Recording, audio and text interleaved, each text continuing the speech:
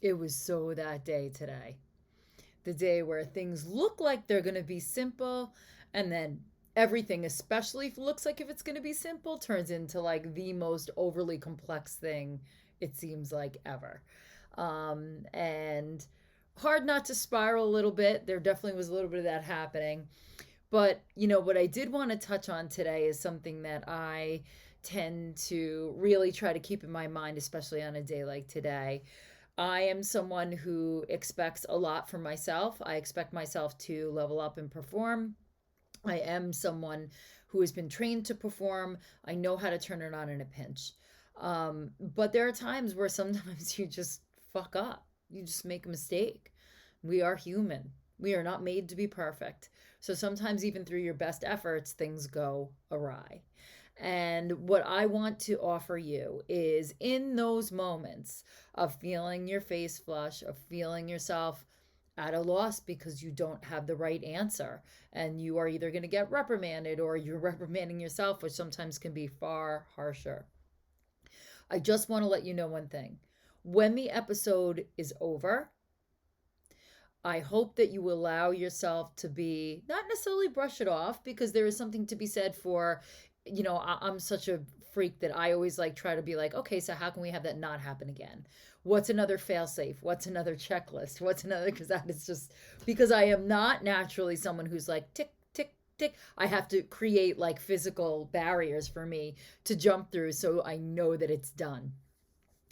But here's what I really want to offer you today is it's not like I want you to give yourself a break, but if you allow your perfectionist to come out and start to really lambast you and start to really lay it on that, like, you fuck this up, you fuck everything up, like your attention to detail is for shit, the things that only the spaces in between your ribs where things really, really sting. I'm going to offer you that kind of self attack is actually a cop out. It is a coward's way. It is more brave to be like, wow, that was hard to look at. Wow, it's hard to look at myself in grace. And wow, it's really hard not to fucking come down on myself right now because I have no one to blame but me. Now, I'm not saying shirk responsibility. I'm certainly not saying put it off on someone else's incompetence, even if it is, because somewhere in there you either relied on someone you knew better than. The buck does stop with you. Taking responsibility is huge. However, the game that you play with yourself, whatever's going to happen is going to happen. And you take whatever steps you can to have things not maybe come out that same way. But if you allow yourself to let that critic win, first of all, you're absolutely wasting energy. You're throwing good after bad.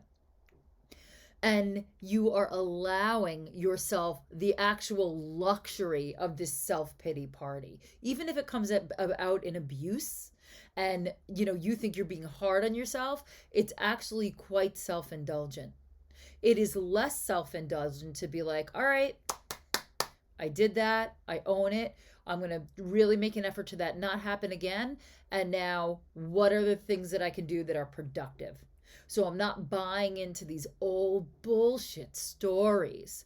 So I have been diving really deep into some of mine and seeing, where they come out. And I used to kind of go after them and attack them. And that is not what I'm doing anymore.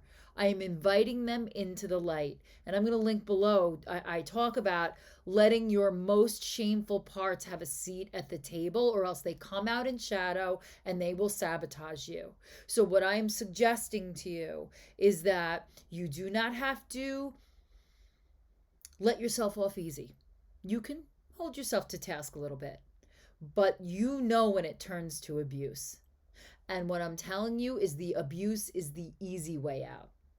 It's easy to grow and to really look at the cause and effect of what brought the situation in. That is growth. That is how you change your life. And that is how you put that fucking critic bitch back in her seat. Don't let her have control. Because when she has control, it's not a productive angst.